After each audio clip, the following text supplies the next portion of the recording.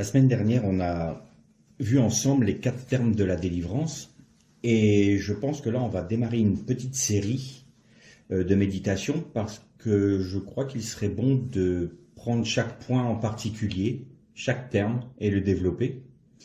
Et avant de démarrer sur les termes de la délivrance, il m'a semblé opportun aujourd'hui de nous parler de la sagesse et de l'intelligence. Parce que vous vous souvenez que la semaine dernière, on avait dit qu'on avait un texte qui disait que les hommes avaient leur intelligence obscurcie. Donc il est bon de savoir un peu ce que la Bible nous dit concernant la sagesse et l'intelligence, parce que on pourrait penser que c'est des, excusez-moi le terme, des crétins, alors que ce n'est pas du tout le cas.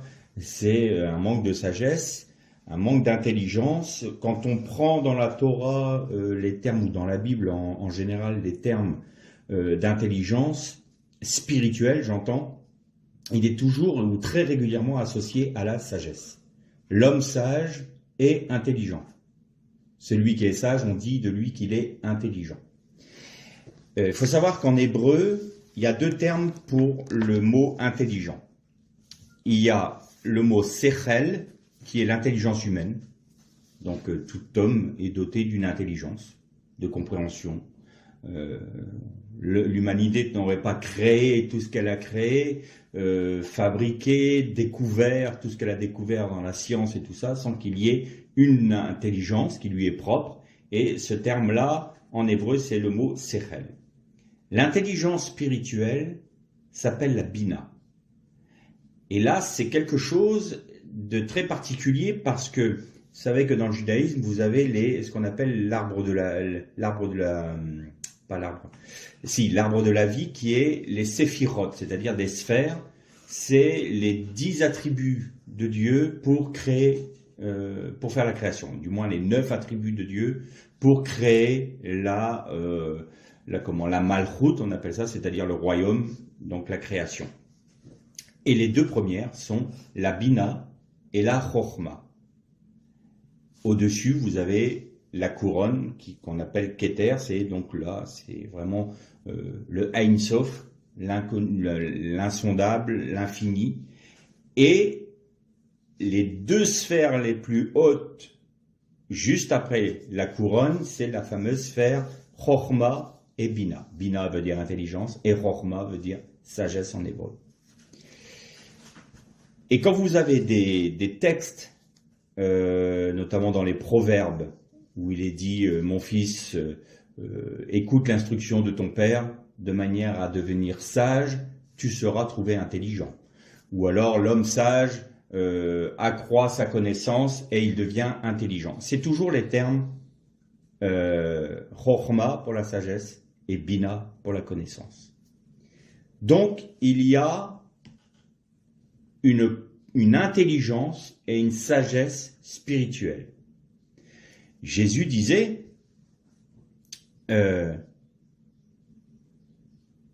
qu'il fallait avoir de l'intelligence pour comprendre ce qu'il disait. Il n'était pas en train de dire à ses disciples qu'ils étaient bêtes. Il disait seulement « Mes paroles sont esprit et vie ». Alors il vous faut une intelligence et une sagesse qui n'est pas d'en bas. Si vous essayez de saisir mes paroles avec la sagesse et l'intelligence humaine, vous n'arriverez pas à rentrer dans la révélation. Pourquoi est-ce qu'il est important de demander à Dieu l'intelligence spirituelle et la sagesse? L'apôtre Jacques disait, si vous manquez de sagesse, demandez-la. Mais il y a un autre texte de la Torah qui nous dit « Poursuivez la sagesse comme un trésor ». Alors qu'est-ce qu'il faut faire? Il faut poursuivre la sagesse ou il faut la demander et elle nous tombe dessus les 2, mon capitaine, j'ai envie de dire. Les 2, mon capitaine. Pourquoi?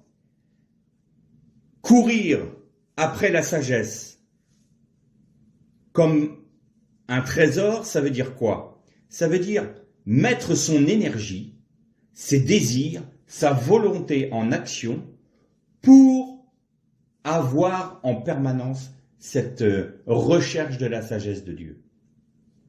Et comme c'est quelque chose que nous ne pouvons pas produire nous-mêmes, puisque on a bien médité là-dessus la semaine dernière, l'intelligence de l'homme et la sagesse de l'homme s'est amoindrie à partir du moment où l'Esprit de Dieu s'est retiré de l'esprit de l'homme. Donc là, il y a automatiquement un manque et on ne peut pas l'atteindre, ça. Donc il faut à la fois que nous ayons le désir de sagesse, le désir d'être intelligent selon le cœur de Dieu, et en même temps, comme nous ne pouvons pas les atteindre, eh bien Dieu nous les donne. Donc, il n'y a pas d'antagonisme entre la parole qui dit « recherchez la sagesse et courez après elle comme après un trésor » et la parole de Jacques qui nous dit « si vous n'avez pas de sagesse, si vous considérez que vous manquez de sagesse, demandez-la à Dieu qui vous la donnera ». Maintenant, je vais donner une toute petite précision sur ce point-là. Jacques poursuit, il dit « mais si vous ne recevez pas, c'est parce que vous demandez mal ». Alors, vous allez me trouver que c'est évident ce que je vais vous dire, que j'enfonce des portes ouvertes, mais parfois c'est bon de se souvenir de ça. Si vous demandez la sagesse et l'intelligence pour surpasser les autres, vous n'obtiendrez rien. Il faut aussi sonder quelle est notre motivation. Si notre motivation est simplement d'avoir un aval sur notre prochain, d'être considéré comme plus sage et plus intelligent que lui, un rapport de force ou un esprit de compétition, le Seigneur ne pourra pas nous la donner parce que justement, notre demande manque de sagesse et d'intelligence. C'est une demande de sagesse et d'intelligence auprès de Dieu, c'est pour le connaître lui. Ensuite, ce que l'on va apprendre à travers cette sagesse et cette intelligence, qui va nous ouvrir les yeux sur la connaissance. Et là, vous allez voir que c'est très important. La sagesse et l'intelligence nous fait rentrer dans la connaissance. Et si on la demande à Dieu, on va être rempli de cette connaissance parce que nous sommes sages et intelligents selon le cœur de Dieu. Et ce qui débordera de nous nourrira les autres. On revient sur le même principe. On ne peut donner que ce qu'on a reçu. On ne peut donner à l'autre que ce qui déborde de nous. Si c'est l'orgueil qui déborde de nous, on ne donnera rien à l'autre que du fruit de l'orgueil. Si c'est la colère qui déborde de nous, on ne donnera rien à l'autre que des fruits de colère. Vous voyez, si on déborde de l'amour de Dieu, du shalom de Dieu, de la compassion de Dieu, de la sagesse de Dieu et de l'intelligence de Dieu, alors on donnera la sagesse, l'intelligence, le shalom de Dieu, la paix, le repos aux autres. Je disais que donc la sagesse selon Dieu nous rendait intelligents. Pourquoi? Toujours selon Dieu. Donc là, on est bien sur le mot Rochma, sagesse, et Bina, pas sur la Sechel. Je vous ai simplement donné ce mot-là en titre indicatif, mais là, on va abandonner le côté intelligence humaine. Le Sechel, on oublie. La Rochma et la Bina, la sagesse et l'intelligence selon le cœur de Dieu, nous amènent à la connaissance. L'homme devait manger de l'arbre de la connaissance du bien et du mal. Le seul problème, c'est qu'il n'a pas mangé de cet arbre-là au bon moment. Il fallait d'abord que l'homme, qui a été créé le 6e jour, vous verrez que là aussi c'est important, il fallait que l'homme qui a été créé le 6e jour puisse avoir son épouse créé par Dieu, donc il devait y avoir déjà ce vis-à-vis, son vis-à-vis qui était la femme, et il devait passer par le Shabbat. Or, le texte nous démontre que l'homme a mangé de l'arbre de la connaissance du bien et du mal le 6e jour. Et il n'est donc pas rentré dans le Shabbat de Dieu. Il n'a pas pu rentrer dans le repos de Dieu parce qu'il a transgresser le commandement de Dieu le 6e jour. Alors, je répète, il ne faut pas voir les jours comme les journées de 24 heures. C'est pas du tout comme ça. On a déjà vu le jour 1, le 2e jour, le 3e jour. Il est dit, il y eut un soir, il y eut un matin, ce fut le jour 1, il y eut un soir, il y eut un matin, ce fut le 2e jour. Il n'y avait pas les astres encore. Donc, la notion de temps n'existait pas encore. Donc, il ne faut pas prendre ça comme des journées de 24 heures. C'est juste une petite précision. Donc le sixième jour, l'homme mange de l'arbre de la connaissance du bien et du mal. Ça lui ouvre les yeux. Mais comme il n'est pas rentré dans le repos de Dieu et qu'il n'a pas mangé de l'arbre de la vie, ses yeux se sont ouverts, mais d'une manière incorrecte ou d'une manière tronquée. Parce que sa motivation n'était pas bonne, du coup ses yeux se sont ouverts davantage sur l'envie que sur la sagesse de Dieu. Vous voyez la différence? Et dans le fameux arbre hébraïque dont je vous ai parlé tout à l'heure, l'arbre de la vie, vous avez donc ce qu'on appelle des sphirotes, hein, c'est des sphères, ça vient du mot sphirote, le mot en français sphère vient du mot sphira, et donc vous avez des sphères qui forment un arbre, et au milieu de l'arbre, vous avez le da'at, et le da'at c'est la connaissance. De nombreux rabbins disent que l'arbre de la connaissance a poussé au milieu de l'arbre de la vie. Parce qu'il est dit, il planta l'arbre de la vie et l'arbre de la connaissance au milieu du jardin. Alors nous, on dit, bon, c'est deux arbres différents, mais les rabbins, beaucoup de sages d'Israël disent non, il poussait au milieu de l'arbre de la vie. Et plutôt que de manger de l'arbre de la vie, la femme a été chercher le fruit de l'arbre de la connaissance sans passer par le côté de se nourrir de Christ. Et donc là, ça a été dévié. Désobéissance, et en plus une intelligence qui est obscurcie, donc le sechel, et non pas la bina. À partir de là, l'humanité est rentrée dans sa dimension humaine, son intelligence humaine et sa sagesse humaine. Et là où toute cette dérive de la connaissance de l'homme a pris son ampleur maximum, c'est quand Dieu a retiré son esprit de l'homme. À partir de là, il n'y avait plus d'influence de l'esprit de Dieu pour lui, et là, il s'est laissé aller à sa propre intelligence, à sa propre sagesse, qui lui fermait les yeux sur les réalités de Dieu. Et donc, il raisonne. Sa sagesse n'est plus spirituelle, n'est plus éternelle, mais c'est une sagesse temporelle et terrestre. Les hommes vivent aujourd'hui leur vie comme s'ils allaient vivre permanence sur la terre, comme s'ils n'allaient jamais mourir. En réfléchissant 30 secondes, on se dit, mais c'est de la folie. Ils ne se préoccupent pas de savoir si ils vont vivre éternellement dans une autre dimension, s'il y a un Dieu. Non! On amasse des richesses, l'homme le plus riche du monde ne peut même pas dépenser tout l'argent qu'il a en une vie. Mais il continue à amasser. Et on nous dit, c'est ça la sagesse. Oh, cet homme-là, il est sage. C'est pas un de nos anciens présidents qui avait dit, celui qui n'a pas une Rolex à 50 ans, il a raté sa vie. Waouh! La sagesse, c'est ça. Oui, c'est la sagesse humaine. Il faut réussir, il faut amasser de l'argent, il faut amasser des biens, il faut avoir ceci, cela, de plus en plus en plus. Et puis après, on s'étourdit et on meurt. Et on dit, ah, cet homme-là, il a réussi sa vie. Il était sage et intelligent. La preuve, regardez tous les biens qu'il a laissés.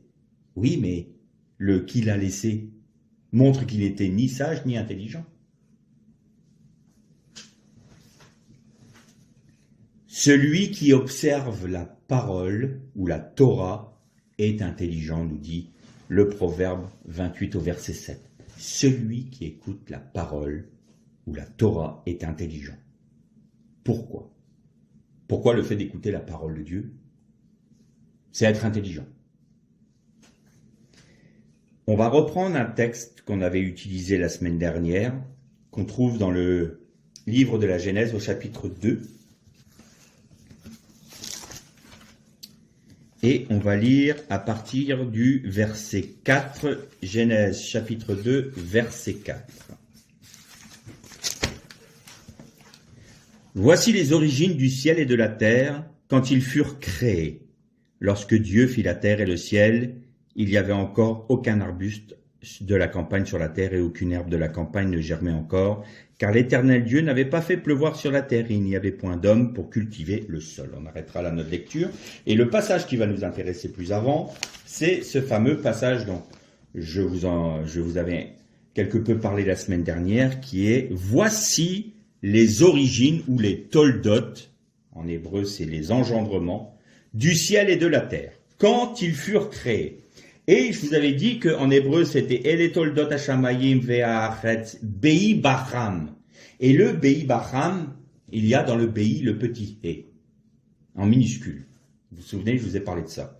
Alors comme le disait notre bien-aimé rabbin David Ménaché, s'ils l'ont fait en petit, c'est pas parce qu'il manquait d'encre, c'est parce qu'il y a un secret caché. Et quel était ce secret? Donc on avait vu que le ciel et la terre avaient été créés par le Hé, donc par l'esprit. Et je voudrais qu'on développe un peu cette pensée-là. Donc, la création a été faite par le Hé, la lettre Hé qui est le souffle. Le symbole de cette lettre, c'est un souffle, c'est le vent. On va prendre la valeur pleine du Hé. Qu'est-ce que j'entends par la valeur pleine d'une lettre? C'est-à-dire que vous avez par exemple le Aleph, c'est un symbole. C'est un peu comme une croix. Hein. Mais vous pouvez écrire le mot en entier. Aleph. Donc là, vous avez un Aleph, un Lamed et un P. Ça vous donne Aleph. Eh bien, on va faire la même chose avec E parce qu'elle a une particularité, cette lettre. C'est une lettre qui peut s'écrire de 3 manières différentes. C'est la seule lettre qui peut s'écrire de 3 manières différentes. Elle peut s'écrire un He et un Yod, un He et un Aleph, un He et un He. Bon, jusqu'à présent, là, je vous dis ça, ça mange pas de pain, vous n'avez pas compris. Eh bien, on va regarder les valeurs numériques de ces 3 façons d'écrire le He. Le He et le Yod, qui forment le son He, a pour valeur, pour poids numérique 15. Le He et le Aleph, qui est aussi le son He, a pour valeur numérique 6. Le He et le He, qui est aussi le même son, ça fait He, a pour valeur numérique 10. Ça vous donne un total de 31. Bon. Qu'est-ce que c'est que 31? Eh bien, vous allez prendre tout le récit de la création jusqu'au 6e jour. Chapitre 1 de Genèse, et vous allez jusque « ce fut le 6e jour ». Vous avez 31 versets. C'est-à-dire que ces 3 façons d'écrire le « He » vous donnent les 31 paroles de la création. Donc, on commence à trouver un sens dans cette parole, et la terre et les cieux furent créés par le He. Parce que même la lettre He, de la manière dont elle s'écrit, c'est les 31 versets du chapitre 1 qui nous parlent de la création.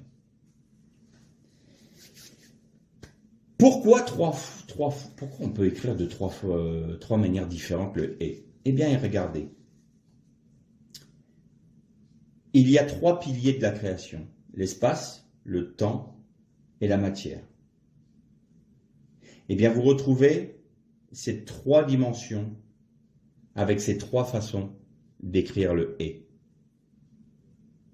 Parce que la création a été faite sur 3 dimensions, eh bien, la lettre « He », qui est l'agent de la création, est lui-même en tridimension.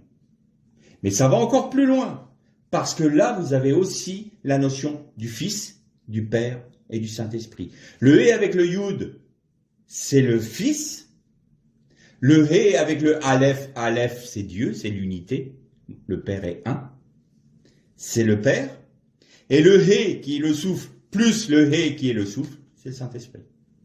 Donc vous avez dans cette lettre-là, Elohim, les dieux créa, mais en tant qu'agent, en tant qu'esprit de Dieu, il est lui-même tridimensionnel et il a créé, il a fait la création sur 3 piliers, sur 3 dimensions, qui sont des représentations aussi du Père, du Fils et du Saint-Esprit.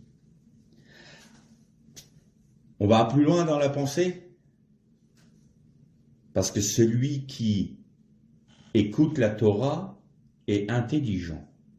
Donc du coup, on demande à Dieu de nous rendre intelligents, de nous donner la sagesse pour être intelligents, pour comprendre ce que dit la parole, c'est ce qu'on est en train de faire. Première famille de l'humanité, Adam, Chava. Qui est-ce que le Seigneur leur a demandé? Multipliez-vous. Très bien. Adam, il est le sommet de la création. Il est l'aboutissement. Le jour 6. C'est Ashishi, pas Chichi, Ashishi, le 6e jour. Vous savez, on en a parlé de ça. Et donc Adam, étant le sommet de la création, il est le 31e événement du 31e verset. C'est le couronnement du 31e verset. L'homme a été créé au verset 31. Ce fut le 6e jour. Donc, il est le sommet de la création. Donc, on peut lui donner la valeur de 31, par exemple. D'accord? Et Chava, de la même manière. Ils sont de même valeur. Multipliez-vous. 31 multiplié par 31 vous donne 961. Jusqu'ici, alors on fait de la guématria. Hein. Jusqu'ici, qu'est-ce que ça veut dire? Bien. Donc, moralité, la famille, quand elle se multiplie, elle produit, elle a comme fruit des enfants. Donc, on va prendre la famille, le père, la maman, et 3 fils, puisque c'est l'enfant mâle qui est en priorité. On prend Adam. Adam fait 45, de valeur numérique. Chava fait 19 en valeur numérique. Caïn fait 160. Hevel, Abel, fait 37. Et Seth, ou Chet, fait 700. Total, 961. 961, c'est 31. La totalité de la création, multipliée par la totalité de la création, vous donne la première famille de l'humanité. Mais il y a un problème. Caïn a tué Abel. Et donc il y a une rupture dans le sommet de la création. Il y a une brisure, la brisure du monde. C'est pour ça que le Seigneur doit faire le tikkun olam, la réparation de la brisure du monde. Donc, Caïn, en ayant tué Abel, a détruit cette création. Il a porté atteinte à cette création. Et il fallait que Dieu répare cela. Comment est-ce qu'il l'a fait? Le salut vient des Juifs. La réparation vient des Juifs. On va prendre la première famille juive. Abraham, Sarah et Yitzhak. Abraham, 248. Sarah, 505. Et Yitzhak, 208. Total, 961. Nous retrouvons dans la première famille juive cette multiplication de la création à Adam et en Chava, et nous retrouvons l'harmonie de la création dans la première famille juive. Le salut vient bien d'Israël, et Abraham est bien le père de nombreuses nations. Alors on va aller un peu plus loin, parce qu'on voit bien que dans la guématria biblique, le 31 est une constante. Alors on va prendre le premier mot qui a une valeur numérique de 31. Le premier mot, c'est Vaïhi. Soit. Vaïhi. Très bien.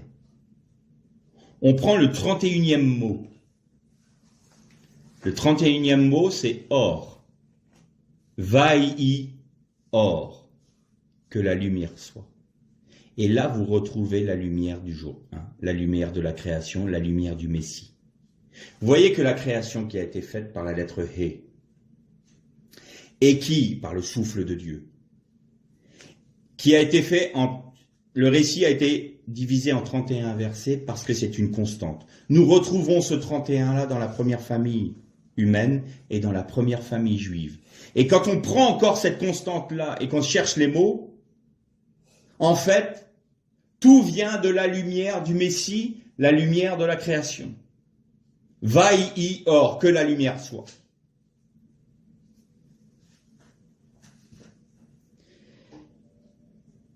On va essayer de poursuivre. Pourquoi est-ce que le 6e jour était important? Pourquoi?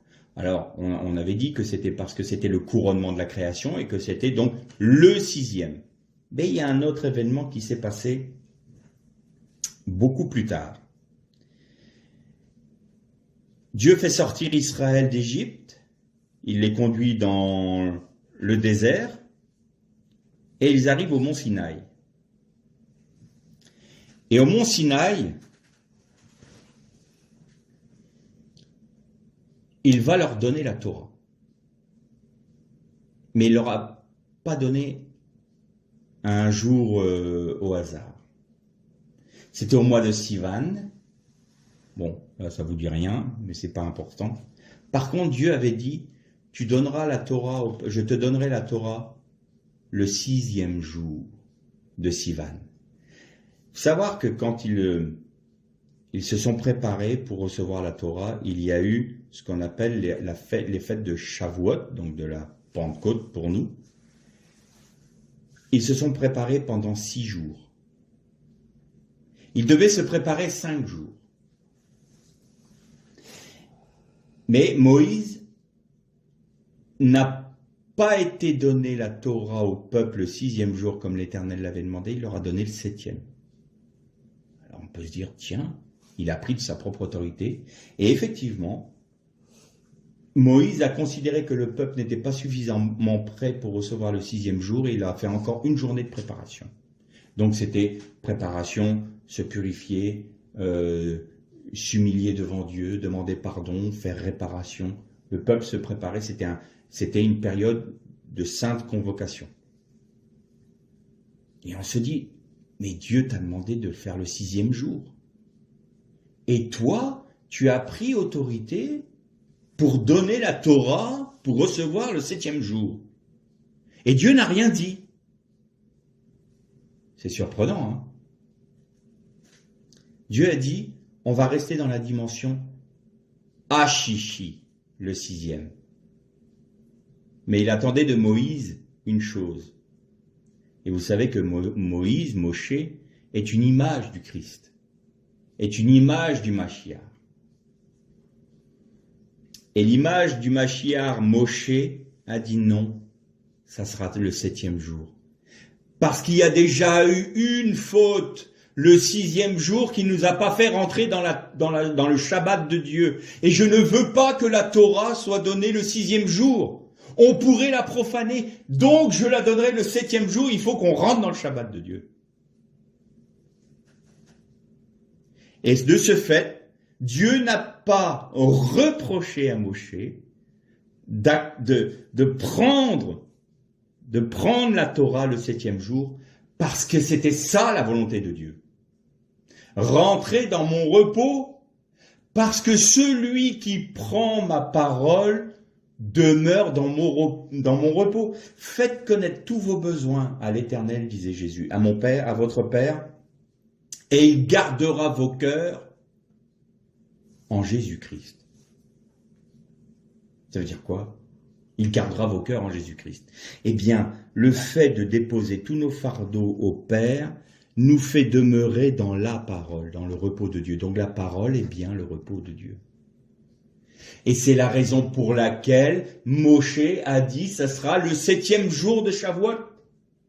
Et non pas le 6e jour, on ne va pas rester au niveau du 6e jour. Il faut qu'on aille plus loin, il faut qu'on rentre dans le repos de Dieu pour recevoir sa Torah, parce que sa Torah, c'est le Messie. Et en recevant le Messie, nous avons accès au 8e jour, c'est-à-dire l'éternité, le Olam Haba. Il fallait pas. Dieu avait demandé que ce soit le 6e jour. Mais il ne fallait pas que ce soit le 6e jour. Parce qu'il fallait rentrer dans le Shabbat. Et le sommet de la fête de Shavuot était un Shabbat. C'était un samedi, On peut dire qu'à ce moment-là, le 7 Sivan 2448, je crois, c'est dans le calendrier hébraïque, je peux vous dire que c'était un samedi. Parce que c'était un Shabbat. Voilà pourquoi l'homme sage, de la sagesse de Dieu, augmente sa connaissance et il est appelé intelligent parce que il est celui qui écoute la parole. Et avec la sagesse de Dieu, nous comprenons que la dimension de la Torah est de l'ordre de la création. La Torah est de l'ordre de la création. Elle était avant la création. Et tout s'est fait par elle, pour elle, en fonction d'elle. Ignorer la Torah, ignorer la Bible, c'est automatiquement se retirer de la sagesse et de l'intelligence de Dieu. Et quand les disciples s'en allaient vers Emmaüs, Jésus marchait avec eux. Et il leur a dit à un moment, mais homme sans intelligence, homme sans intelligence. Il n'a pas dit vous êtes bêtes, il a dit homme qui demeurait dans votre séchel. Elle est où votre bina, votre intelligence des cieux?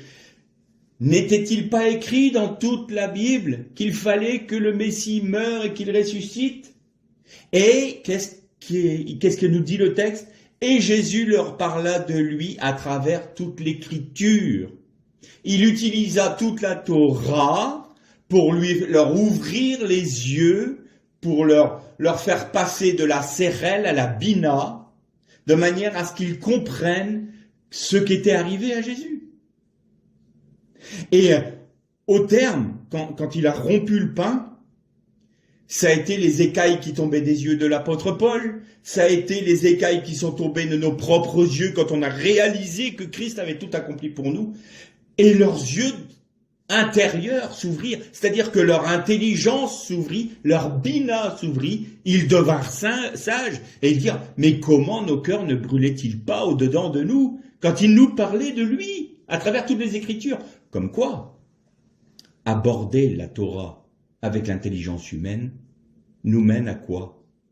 À l'aveuglement. Combien de chrétiens disent, moi je comprends rien à la Bible, je comprends rien, je ne sais pas ce que ça veut dire, c'est lourd à lire, c'est pénible à lire, parce qu'on ne comprend pas. C'est normal.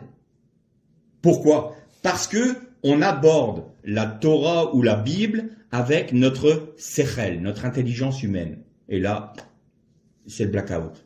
On ne voit rien, on ne comprend rien, c'est hermétique. Et tout d'un coup, on dit, Seigneur, j'aimerais que tu m'expliques le texte. Je veux comprendre, Seigneur. Quand vous avez un texte qui est obscur pour vous, c'est que vous ne l'avez pas compris dans la bina. Vous l'avez saisi avec votre sechel, mais vous n'êtes pas rentré dans la bina. Ça ne veut pas dire que vous n'êtes pas sage.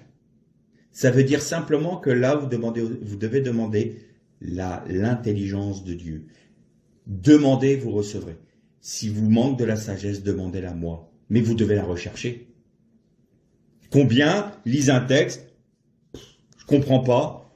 Bon, Seigneur, j'ai pas compris. Mais moi, j'ai lu ma Bible, donc c'est bien. Moi, je suis un bon chrétien parce que je lis ma Bible tous les jours. Je fais ma prière tous les jours. Je comprends rien, mais je fais. Ça, c'est aussi de l'ordre de la sagesse humaine, ça. C'est se satisfaire d'une religiosité sans rentrer dans les profondeurs de la Torah, parce qu'on n'est pas capable de le faire. Il faut avoir l'humilité de dire, Seigneur, je ne comprends pas, je ne peux pas comprendre, je n'ai pas les capacités pour comprendre. Mais toi, tu peux me les donner. Et je te les demande. Je cours après la sagesse comme auprès d'un trésor. Et je te demande de me donner la sagesse et l'intelligence. Éclaire mes yeux pour que je comprenne ce que ta parole me dit. Et là, tout d'un coup, vous lisez le même texte, et là, ça s'illumine. Pourquoi? Parce que Dieu, par son esprit, ouvre les yeux intérieurs de votre être spirituel. Il ouvre votre intelligence à la compréhension de sa parole, et tout s'éclaire. C'est la révélation.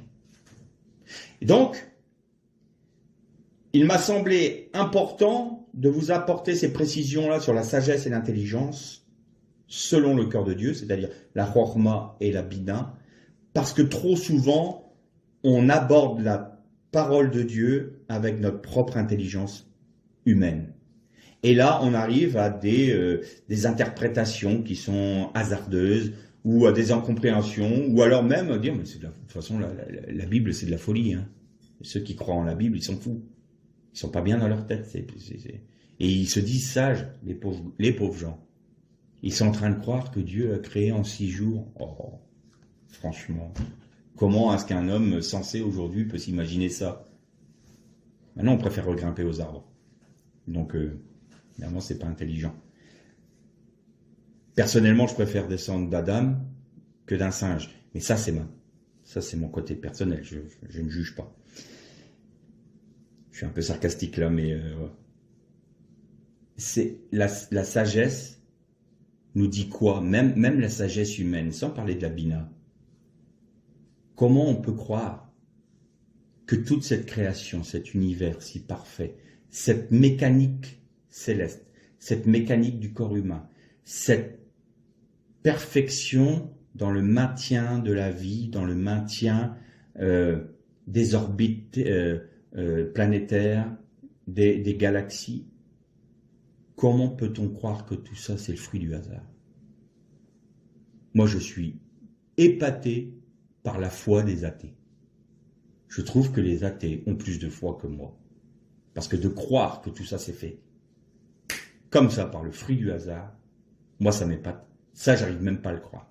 Pour moi, il y a évidemment, comme le disait ce cher philosophe français Voltaire, cette horloge a bien un horloger, ça me paraît évident. Et cet horloger, il a mis des lois. Et cet horloger, il a fait les choses par son esprit, d'une certaine manière, et il a caché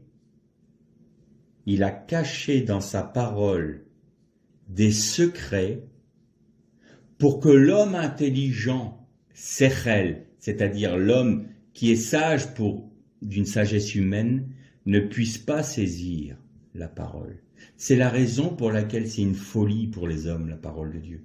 Parce que Dieu a caché sa création, sa gloire, son âme, son esprit, son plan de rédemption. Tout est caché dans sa parole. Et celui qui demande et qui reçoit la sagesse et l'intelligence de Dieu rentre par l'Esprit Saint dans les profondeurs des secrets contenus dans cette parole. Je te loue, Père, de ce que tu as caché ces choses, aux sages et aux intelligents Sechel, selon les hommes. Mais tu l'as révélé aux humbles, c'est-à-dire celui qui comprend, qui sait et qui déclare « Je ne suis pas capable de comprendre la Torah, ce n'est même pas possible ». Alors, j'ai l'humilité de dire « Seigneur, faut que tu me l'expliques, je ne la comprends pas. Révèle-toi, je ne peux pas comprendre, je suis dans mes limites. Et je suis trop petit, trop limité. Si ton esprit ne revient pas habiter en moi pour m'expliquer la Torah, je ne peux pas rentrer dans la Torah. » Alors Dieu dit, tu es humble, tu demandes parce que tu veux m'apprendre de moi. Tu veux me connaître, tu veux connaître mon œuvre à travers ces petits secrets que j'ai cachés dans toute ma parole. Eh bien, je te les révèle. Mais je te les révèle pas n'importe comment. Là encore, le Seigneur est obligé de nous préparer pour qu'on les reçoive, ces révélations. Et Jésus disait à ses disciples, j'ai beaucoup de choses à vous dire, mais je ne peux pas le faire maintenant parce que vous ne pourriez pas les supporter. C'est une parole étrange. Mais Seigneur, nous, on veut tout savoir de toi. Oh, vraiment? Si je te mets tout d'un bloc, t'es mort tout de suite. Parce que la gloire de Dieu est telle que ça serait trop lourd pour toi. Je te fais exploser le cerveau. Alors, je vais te préparer. Je vais te révéler les choses au fur et à mesure. Tu vas voir. Et ça va être une marche. Et plus on va avancer, et plus je vais pouvoir me dévoiler encore plus à toi. Plus progressivement. Et tu vas grandir en moi, tout en même temps que moi-même je grandis en toi. Et là, il y a une harmonie, il y a une perfection. Et c'est comme l'enfant qui est en train de grandir et qui comprend des choses de mieux en mieux. Son intelligence, ah là c'est Cérel pour le coup, mais son intelligence s'ouvre de plus en plus aux choses qui l'environnent et il les comprend de mieux en mieux parce qu'il grandit, il mûrit. Eh bien le chrétien c'est pareil. Au début c'est basique et ensuite il grandit, grandit, grandit. Plus il est dépouillé de lui-même, plus il passe par le désert, on verra ça les prochaines fois. Et plus le Seigneur peut le remplir, plus le Seigneur peut l'enseigner, plus le Seigneur peut lui montrer ce qui est de sa gloire, et plus il peut recevoir les secrets cachés dans la Torah. Mais il faut qu'on demande la Bina, et il faut qu'on demande la Chochma, il faut qu'on demande à Dieu la sagesse et l'intelligence. Que le Seigneur vous bénisse, et je vous dis en plus, les shalom, ce qui veut dire aller avec la plénitude du shalom de Dieu.